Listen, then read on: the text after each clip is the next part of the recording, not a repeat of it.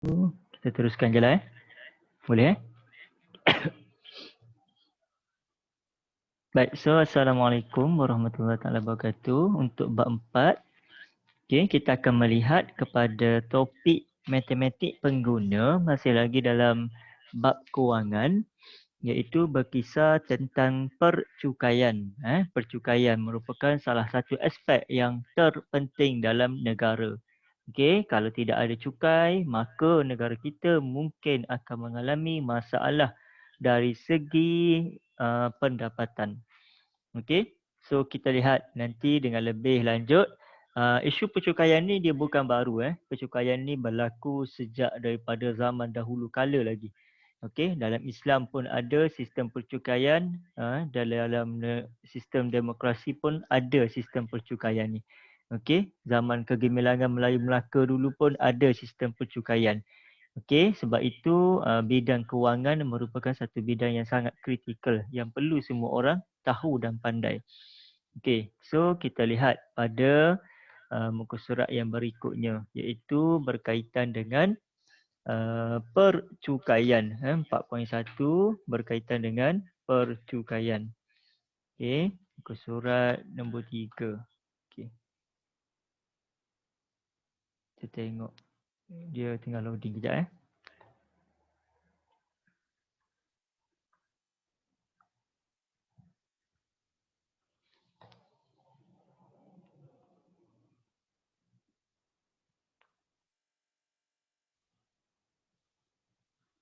Okey, baik.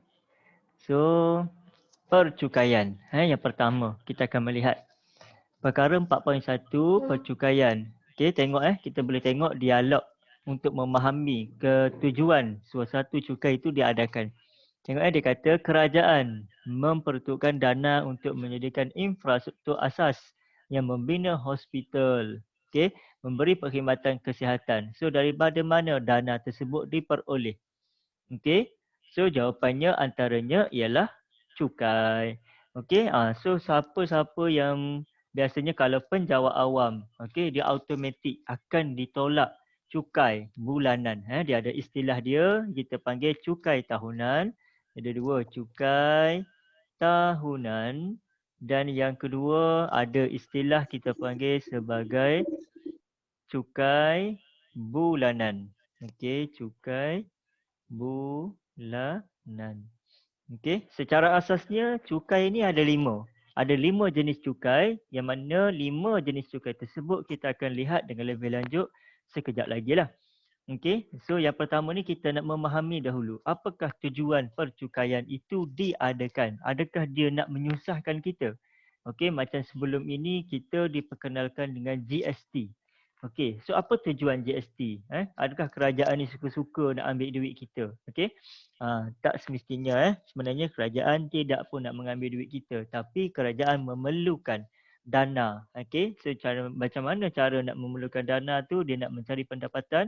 Salah satunya adalah dengan mengenakan cukai terhadap setiap perkara yang terdapat dalam akta-akta tertentulah. So tujuan percukaian ialah satu proses. Satu proses hasil mengumpul wang. Hasil ni wang lah yang dikumpul daripada individu, iaitu kita. Ataupun syarikat. Contoh kalau kita memiliki sebuah syarikat, kita buat syarikat perniagaan dan sebagainya kan. Kita buat syarikat niaga ayam. Setiap tahun kita dapat untung dan sebagainya. So macam mana kita nak menyumbang kepada negara? Salah satunya adalah dengan kita membayar cukai. Cukai tahunan, cukai bulanan. Jadi ke mana perginya duit cukai ni? So kita sebagai rakyat, kita bayar cukai. Kita bayar cukai. Setiap bulan kita bayar cukai. Kemudian apa yang akan berlaku? Cukai ini kita bayar kepada siapa? Kita bayar kepada kerajaan. Yang mana entiti yang menguruskan cukai ini adalah dinamakan sebagai LHDN, iaitu Lembaga Hasil Dalam Negeri. Ni dalam petak Malaysia ku dia ada tulis ni, Lembaga Hasil Dalam Negeri dan Jabatan Kastam Diraja. Dua inilah entiti yang bertanggungjawab untuk mengutip cukai daripada kita rakyat dan juga daripada syarikat-syarikat rakyat jugalah syarikat tu kan. Okey. So kemudian selepas kerajaan dah dapat hasil daripada percukaian tersebut, apa yang mereka buat? Okey, mereka akan belanjakan wang cukai tersebut kepada negara. Negara tu siapa? Kita lah. Okey, sama ada dari sudut infrastruktur. Okey, infrastruktur. Contohnya infrastruktur yang ada sekolah, hospital, okey, ataupun jalan raya, lampu jalan dan sebagainya lah, taman-taman awam. Okey. So semua itu adalah dengan menggunakan wang cukai yang diperolehi daripada kita. Selain daripada tu ada jugalah sumber hasil yang lain, contohnya ekspor import. Okey, penjualan hasil bumi itu merupakan hasil-hasil daripada hasil-hasil yang diperolehi oleh kerajaan. Okey, so sekarang ni salah satu yang kita nak bincangkan adalah hasil daripada cukai. So semua tu dia akan gunakan untuk membina infrastruktur dan sebagainya. Okey, tujuan dia adalah untuk kemakmuran yang akan akhir sekali dinikmati oleh kita sebagai rakyat. Contohnya cukai ini juga dibelanjakan. Macam hari ini kita terima banyak manfaat. Okey, kalau pelajar sekolah dia akan terima wan pendahuluan untuk persekolahan, wan bantuan awal persekolahan sebanyak RM100 setiap awal tahun sekarang kan. Ataupun mereka individu bujang, okey, dia akan terima, ataupun daripada kumpulan B40 dia akan terima bantuan prihatin rakyat dan sebagainya lah, okey, ataupun geran prihatin. Itu semua menggunakan wan daripada cukai yang kita bayar tiap-tiap bulan. Okey, kalau siapa yang dah bekerja, contohnya kalau kerja kerajaan, memang akan dipotong setiap bulan daripada gaji mereka untuk dibayar cukai ni. Tapi ada dia punya perkiraan yang akan kita kira nanti. Okey, so kita pergi kepada yang berikutnya, iaitu kita nak melihat. Okey, ni adalah aktiviti lah. Ini tidak ada tu, nanti kamu boleh buat sendiri. Okey, so tengok dengan lebih jelas. Tujuan percukaian, kita boleh ringkaskan. Yang pertama sebagai sumber pendapatan kerajaan. Tujuan dia adalah untuk tadbir urus. Ni nak bayar menteri, nak bayar kaki tangan awam dan sebagainya kan. Lepas tu membiayai projek-projek pembangunan negara. Okey, contohnya nak membangunkan jeti kat Mersing tu, nak ambil dana daripada mana? Okey, daripada sinilah. Okey. Kemudian untuk mengagihkan semula ketidakseimbangan pendapatan dalam masyarakat. Contohnya macam yang kita terima hari ini, iaitu dia panggil apa? Kalau dulu istilahnya BRIM. Okey, sekarang ni dia dah tukar kepada apa tu? Bantuan prihatin. Okey, bantuan prihatin rakyat, BPR ke apa nama dia. Okey, BPN. Okey. Dan sebagainya lah yang sama erti. GPK, Geran Prihatin Nasional kan. Okey, yang diperkenalkan berikutan dengan COVID yang melanda negara kita. Salah satu lagi, nanti kita akan diberi suntikan vaksin. Okey. So daripada mana negara beli vaksin ini? Guna duit daripada mana? Guna duit daripada sumber pendapatan, iaitu yang dapat daripada cukai. Kemudian alat pelaksanaan polisi kerajaan. Okey. So adalah untuk ni supaya polisi tersebut mendapat kesan yang lebih efektif. Contoh, pelepasan cukai untuk rawatan perubatan ibu bapa. Okey, so siapa-siapa yang memiliki yang mana ibu ayah dia sakit. Jadi anak yang bertanggungjawab dia akan membantu meringankan beban kewangan ibu bapa. Okey, dia bagi duit untuk rawatan ibu bapa. Jadi disebabkan oleh apa yang dia buat itu, kerajaan bantu dia dapatkan pelepasan cukai. Istilah pelepasan cukai ni maknanya adalah, okey, apabila dia dah tolong mak ayah dia bantu bil perubatan, so kerajaan beri pelepasan. Bila kata pelepasan ini maknanya dia dah tak perlu bayar cukai lagi. Tak perlu bayar cukai. Itu yang kita namakan sebagai pelepasan. Okey, itu kos yang tidak perlu dibayar. Okey, kalau sebelum ni contohnya dia perlu bayar sebanyak RM1,000 selama sebanyak setahun kan. Sebanyak RM1,000 setahun kepada kerajaan sebagai cukai. Tapi sebabkan dia dah tolong mak ayah dia, maka kerajaan beri pelepasan cukai sebanyak RM200. So apa yang dia perlu bayar kepada kerajaan cumalah RM800 sahaja. Itu contohnya. Kemudian kita boleh tengok kawalan penjualan barangan atau perkhidmatan. Contohnya, kalau macam orang jual kereta, kenderaan import daripada luar negara kan. Okey, so kerajaan akan mengenakan cukai kenderaan sebanyak berapa peratus. Okey, tujuannya adalah untuk mengawal, mengawal okey, keluar masuk duit tersebut. Okey, so bila dia kenakan cukai, maka dia boleh tahulah berapa banyak kenderaan yang masuk dan sebagainya. Okey, daripada situ kita akan dapat mengurangkan pembelian barangan atau penggunaan perkhidmatan tertentu. Contoh, cukai rokok, cukai arak, cukai perjudian. Okey, tujuan dia adalah untuk mengawal. Okey, supaya benda-benda ni dia tidak akan berada dalam kalangan masyarakat kita. Okey, bila dia kawal, maka benda tu akan jadi sukar untuk dimiliki dan sebagainya. Kemudian alat kewangan untuk menstabilkan ekonomi. Okey, dalam keadaan tertentu cukai merupakan satu daripada alat kewangan bagi kerajaan untuk menstabilkan ekonomi. Contohnya pelaksanaan GST. Okey, dalam beberapa tahun lepas kan, pelaksanaan GST adalah untuk memulihkan kembali ekonomi negara pada masa tersebutlah.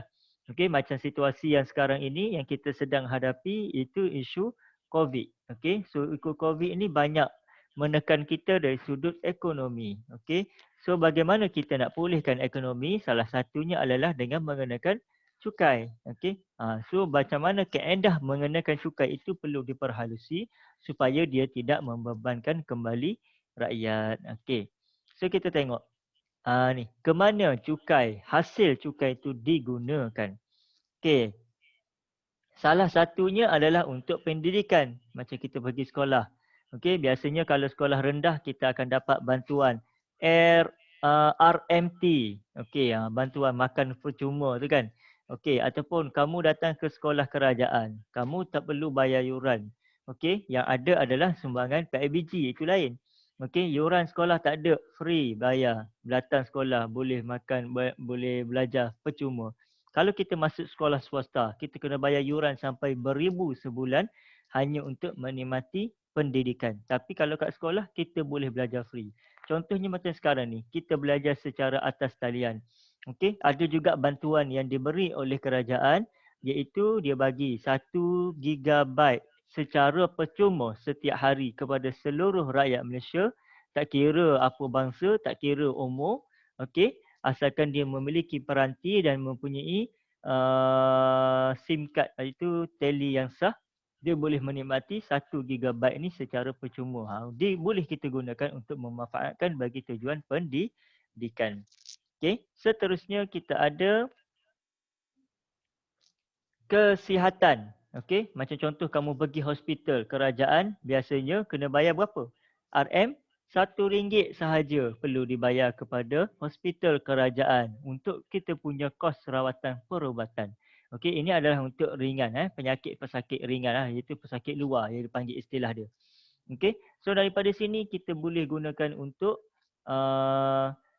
cover kita punya kos kesihatan. Okey, tapi kalau kita pergi ke hospital swasta dan sebagainya, kos dia adalah sangat tinggi. Okey, kemudian untuk kebajikan, macam contoh sekarang kita ada golongan B40, M40, daripada T20.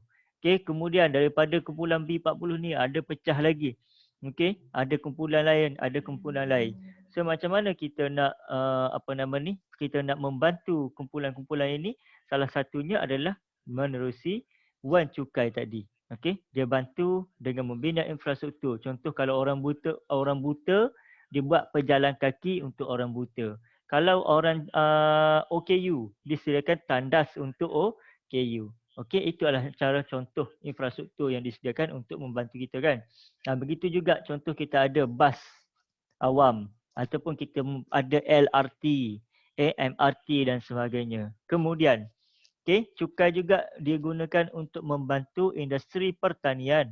Okey, contohnya dengan bagi baja percuma, memberi alat untuk pertanian, alat ataupun mesin untuk industri agar pembangunan industri itu meningkat dengan baik. Seterusnya, cukai juga digunakan kepada keselamatan dan pertahanan negara. Macam contoh baru-baru ini kerajaan telah memperkenalkan, okey, dia memperkenalkan kereta kebal. Okey, kereta kebal buatan Malaysia. Okey, so kereta kebal buatan Malaysia. Okey, daripada mana dananya datang? Daripada hasil cukai ini. So tujuan dia apa dia buat kereta kebal buatan Malaysia ni adalah untuk pembangunan. Mungkin nanti Malaysia akan jadi salah satu negara pembekal kenderaan-kenderaan yang melibatkan keselamatan dan pertahanan negara. Dan akhir sekali adalah untuk tujuan pembangunan. Kalau kita tengok dulu bandar mungkin dah banyak perubahan. Okey. So itulah tujuan-tujuan bagi sesuatu percukaian.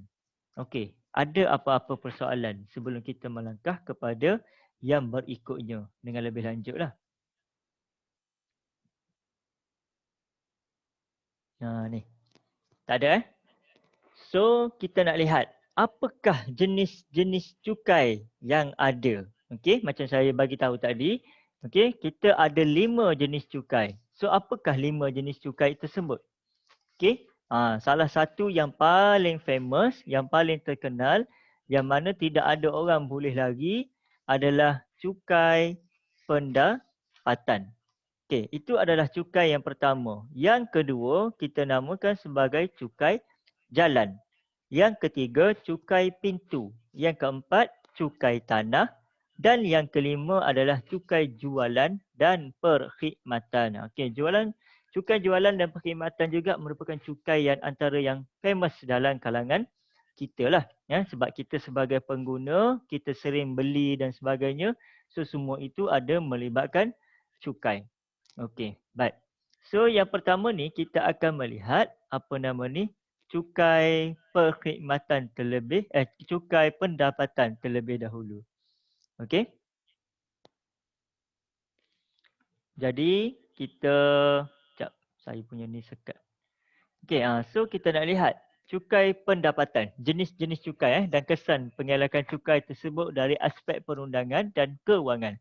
Okey, ni cukai yang dikenakan iaitu cukai pendapatan. So kalau orang tu lari tak bayar cukai, so apa yang dikenakan? Tindakan yang dikenakan terhadap individu tersebut.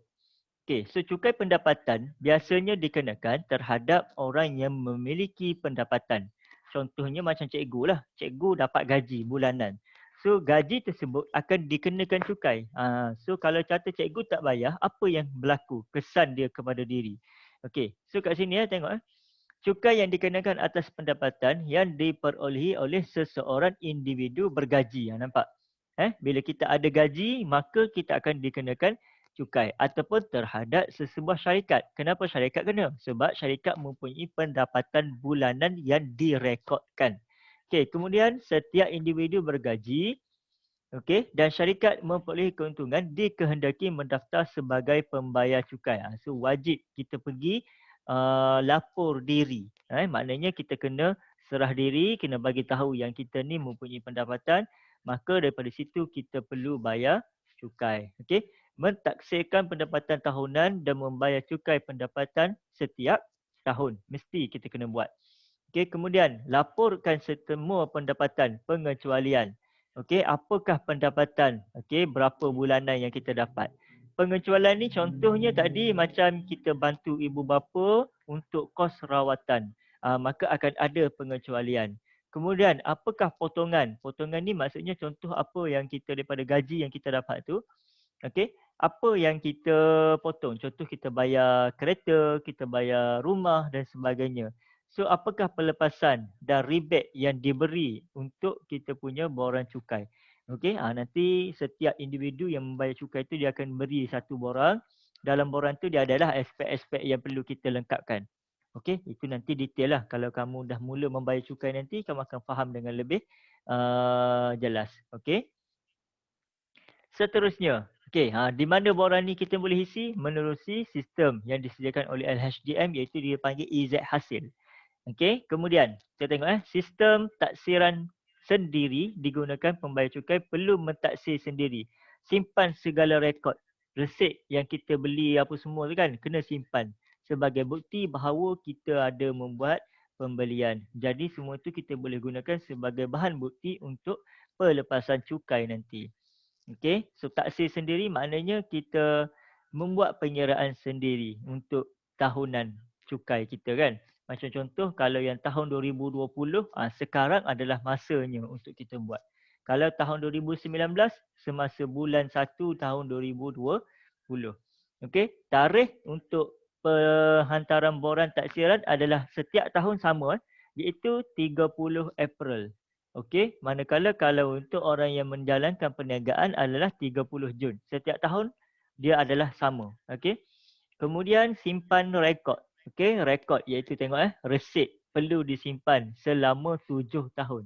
Maknanya kalau sekarang tahun 2020, tahun 2013 resit yang kita ada ni mesti disimpan. Okey, maknanya kalau kata LHDN, okey, Lembaga Hasil Dalam Negeri minta resit untuk tahun 2013, maka kita kena sediakan. Okey, kalau kita gagal sediakan, maknanya kita perlu dikenakan cukai. Kalau sini, kalau kita ada resit, kita boleh dapatkan pelepasan cukai. Tapi bila kita tidak ada resit, maka kita dikenakan cukai. Maknanya kena bayarlah. Kalau pelepasan tadi, tak kena bayar kan? Okey. Baik, kita pergi kepada yang berikutnya. Ini kesan daripada mengelak cukai. Okey, contoh ni tidak memaklumkan layak dikenakan cukai. Boleh didenda daripada RM200 sehingga RM20,000 ataupun penjara tidak lebih 6 bulan atau kedua-duanya sekali. Di bawah Akta Pendapatan 1967. Okey, kemudian yang kedua, tidak melaporkan pendapatan sebenar. Contoh dia menipu. Okey, dia ada pendapatan yang lain. Contohnya gaji dia RM5,000. Tapi dia tipu, dia cakap gaji dia cuma RM4,000 sahaja. Maka dia boleh dikenakan denda sebanyak RM1,000 sehingga RM10,000 ataupun penalti sebanyak RM200 di atas nilai cukai yang kurang. Maksudnya dia sebanyak 200 kali ganda. Okey, Akta sama juga 1967. Seterusnya, memberikan maklumat tidak tepat mengenai tanggungan, iaitu dia menipu maklumat. Contohnya dia hanya ada tanggungan, anak mungkin dia hanya ada seorang. Tapi dalam borang dia tulis 2 orang. Maka maklumat dah berbeza kan. So kalau dia menipu dari segi maklumat, maka dia akan dikenakan denda sebanyak RM1,000 sehingga RM10,000 dan penalti 200%. Okey, ataupun sengaja mengelak cukai atau membantu orang lain mengelak cukai. Perbuatan ini juga boleh dikenakan denda RM1,000 sehingga RM20,000 dan penjara tidak lebih 3 tahun. Okey, so itu basically dari sudut cukai pendapatan. Okey, kemudian yang kedua. Yang kedua kita ada cukai jalan. Okey, cukai jalan.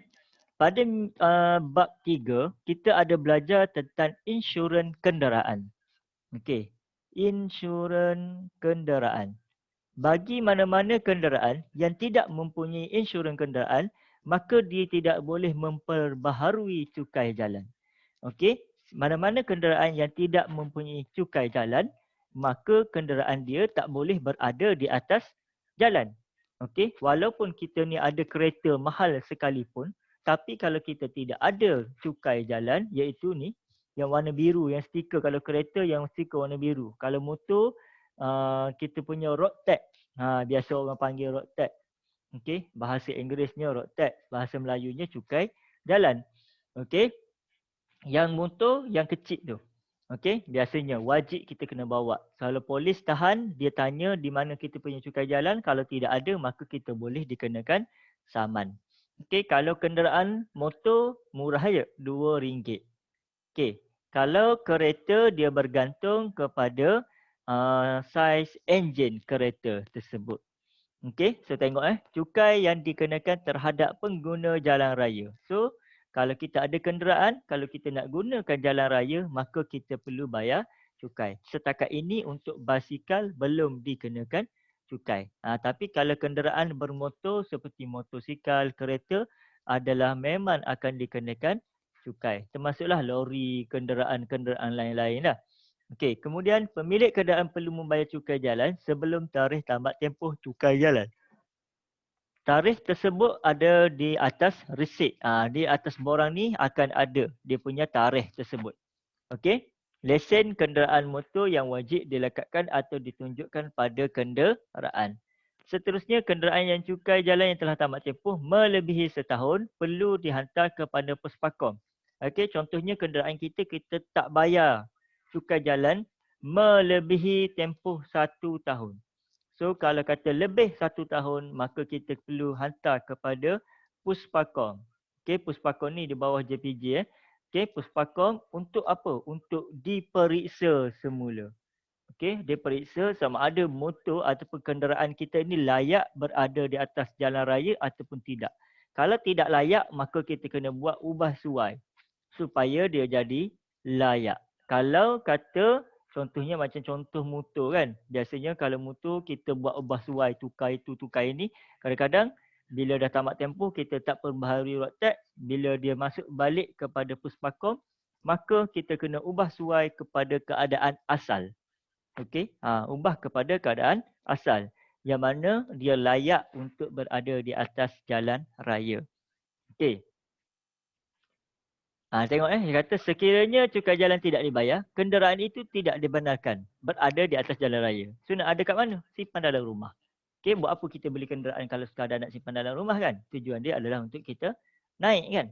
Okey, kemudian pihak yang mengutip cukai jalan adalah JPJ. Itu badan yang bertanggungjawab untuk mengutip cukai jalan. Kalau cukai pendapatan, badan yang bertanggungjawab adalah LHDN. Tapi kalau cukai jalan adalah JPJ. Okey.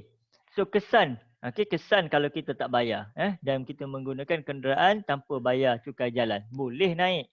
Tapi kalau kita ditahan, maka kita boleh didenda tidak melebihi RM2,000 mengikut Akta Pengangkutan 1987. Okey. Seterusnya. Okey, kita pergi laju sikit sebab masa pun kita ada lebih kurang dalam 10 minit lagi. Okey. Cukai pintu. Okey, cukai pintu ni apa yang dinamakan sebagai pintu? Okey, pintu ni pintu rumah. Okey. Mana-mana mereka yang mempunyai, tengok yang mempunyai pegangan ataupun mempunyai harta tanah. Apa benda harta tanah tu? Contoh kita ada rumah kediaman ataupun kita ada kilang iaitu industri ataupun bangunan komersial pejabat contohnya. Dan ataupun kita memiliki tanah. Okey, tak kisahlah tanah pertanian ke apa ke. Okey, kita akan dikenakan sebagai cukai pintu.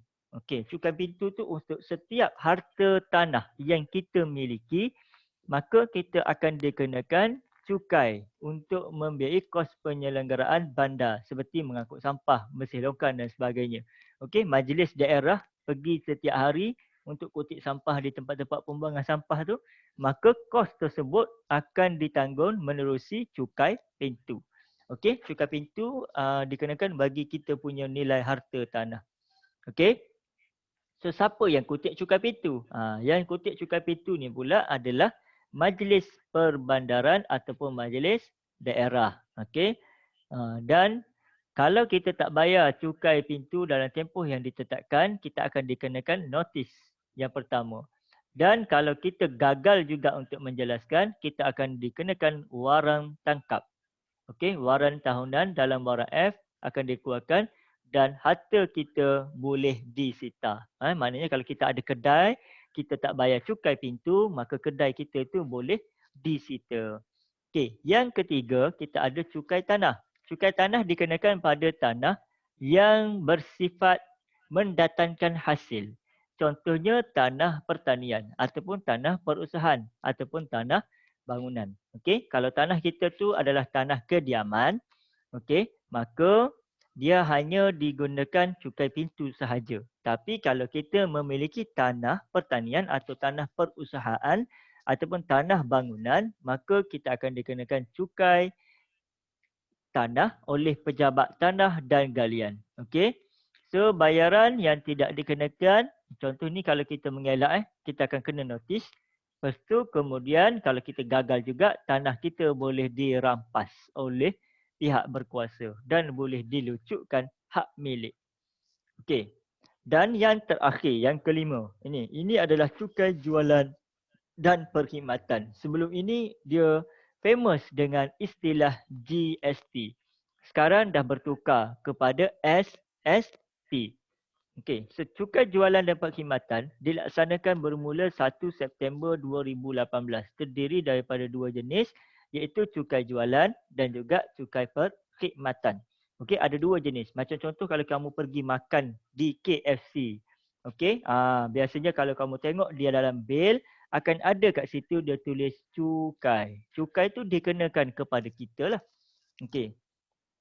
Cukai jualan merupakan cukai yang dikenakan sekali sahaja atas pelbagai barangan bercukai. Sama ada dari peringkat pengeluaran atau peringkat pengimportan. Okey. Cukai perkhidmatan ialah cukai yang dikenakan terhadap pengguna yang menggunakan perkhidmatan bercukai. Contohnya hotel. Contoh kan kalau kita masuk hotel ataupun insurans ataupun takaful, semua ada cukai. Okey, ataupun penyedia makanan dan minuman, contohnya KFC ataupun Pizza Hut. Okey, ataupun telekomunikasi. Contohnya kalau kita beli telefon dan sebagainya kan akan dikenakan cukai juga. Okey, kad kredit dan sebagainya. Okey, pengeluar dan pengimport. Okey, nilai jualan barang bernilai lebih daripada RM500,000 perlu berdaftar dengan Akta Cukai Jualan 2018. Ini contohnya kenderaan, kereta kan. Kereta Ferrari ke kereta-kereta import yang berharga mahal, maka dia kena mendaftarkan di bawah Akta Cukai Jualan 2018. Okey, kalau dia tidak melebihi nilai imbang sebanyak RM500,000 setahun, maka okey ni dia akan dikenakan nilai ni tengok balik dan pembekal perkhidmatan penyediaan makanan dan minuman dengan nilai perkhidmatan bercukai yang disediakan melebihi nilai ambang RM1,500,000 setahun. Yang ni kena daftar bawah Akta Cukai Perkhidmatan 2018. Ini kalau perkhidmatan, ini kalau jualan. So beza tu. Okey, ini merujuk kepada perkhidmatan, ini merujuk kepada penjualan. Okey. Pengutipan cukai ialah tanggungjawab pembekal perkhidmatan bagi pihak kerajaan. So yang layak adalah, yang kutip adalah pihak-pihak yang berkewajipan lah. Okey, so kalau untuk cukai jualan dan perkhidmatan, pihak yang berwajib adalah custom. Okey, custom di Raja Malaysia. Okey, seterusnya. Okey, kita tengok. Kesan mengelak cukai perkhidmatan. Okey, cukai perkhidmatan dan juga cukai jualan. Kesan dia, sengaja mengelak ataupun membantu orang lain mengelak. Kita boleh dikenakan 10 hingga 20 kali ganda nilai cukai. Kena bayar. Ataupun kita boleh dikenakan, ini adalah untuk kesalahan yang kedua. Tadi kesalahan pertama 10 hingga 20 kali ganda. Kalau kesalahan kedua, kita ditangkap untuk kali yang kedua ataupun yang berikutnya, kita boleh dikenakan sehingga 20 sehingga 40 kali ganda. Kemudian amount cukai yang dielakkan tidak dapat ditentukan. Contohnya kita tak dapat menentukan, so dia kena bayar 50 sehingga RM500,000. Atau dipenjara tidak melebihi 7 tahun. Ni bahaya ni kalau kita mengelak cukai jualan dan perkhidmatan. Pihak yang membantu dalam penyediaan penyata cukai yang tidak betul, boleh dikenakan RM2,000 sehingga RM20,000 atau penjara tidak melebihi 3 tahun. Hukuman yang sama yang dikenakan dalam Akta Cukai Perkhidmatan 2018. So itu adalah berkaitan dengan jenis-jenis cukai dan apakah yang dinamakan sebagai pendapatan bagi sesebuah negara. Untuk pengiraan kita akan sambung dalam kelas berikutnya iaitu esok. Jadi untuk hari ini cikgu nak nanti dia punya tugasan dia adalah untuk kita lebih faham apa yang perlu kita buat, kita kena buat ringkasan daripada setiap apa yang kita telah bincangkan tadi tu. So cikgu nak kamu buat nota. So nota apakah itu cukai. Dan yang kedua, jenis-jenis cukai. Yang tadi ada 5 kan. So jenis-jenis cukai. So apakah dia punya jenis-jenis cukai. Jenis dia tu satu kita lihat dari sudut apakah definisinya. Yang kedua, siapakah pihak yang akan mengutip cukai. Pihak berwajibnya siapa. Contoh kalau cukai pendapatan LHDN. Cukai jualan custom di Raja Malaysia. Pihak berwajib. Dan yang ketiga, kesan kalau kita elak cukai. Elak cukai. So itu adalah tugasan untuk hari ini berkaitan dengan matematik pengguna bab percukaian. Okey, untuk esok kita akan mula melihat kepada situasi-situasi dan bagaimana nak melihat kepada pengiraan untuk setiap jenis cukai.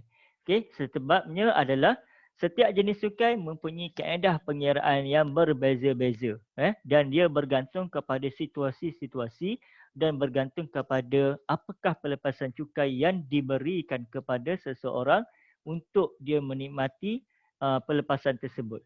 Okey. So kalau kata dia tidak dapat pelepasan, maka kaedah pengiraannya adalah menggunakan formula-formula yang tertentu. Okey. So sebut kata bab formula, kita cuba pergi kepada simbol dan rumus. Okay. Ada tak bab ni? Okey. Untuk cukai dia tidak ada formula yang khusus. Okey. Ni kan formula yang kita ada ni. Dia tidak ada satu formula yang khusus. So dalam bab 4 nanti kita akan bincangkan berdasarkan kepada situasi dan permasalahan. Okey, ni bagaimanakah mengira cukai pendapatan. Bermula daripada pendapatan bercukai sehinggalah kepada okey, ni sampailah mana. Okey. Yang selebihnya ini adalah semua berkaitan dengan bagaimana nak mengira percukaian. Okey. Semua ni adalah situasi-situasi yang berbeza berkaitan bagaimana nak mengira sesebuah cukai tersebut. Okey. So kita berakhir di sini. Ada apa-apa persoalan yang nak ditanya sebelum cikgu tutup? Okey. Maksudnya tak ada kan? Okey, so kalau tak ada, kita akhiri dengan tasbih kafarah dan juga surah wal as. Subhanakallahumma wa bihamdika asyhadu an la ilaha illa anta